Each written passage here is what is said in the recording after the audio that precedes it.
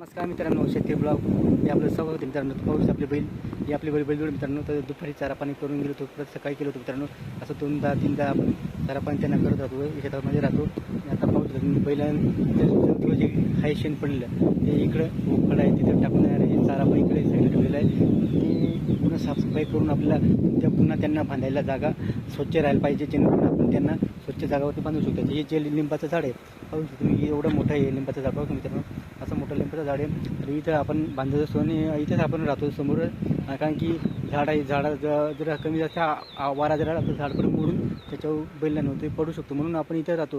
जर आपल्याला वाटलं तर आपण डायरेक्ट बैल इकडं मोकळ्यामध्ये बांधून देतो, आपलं बैलगाडा इकडं.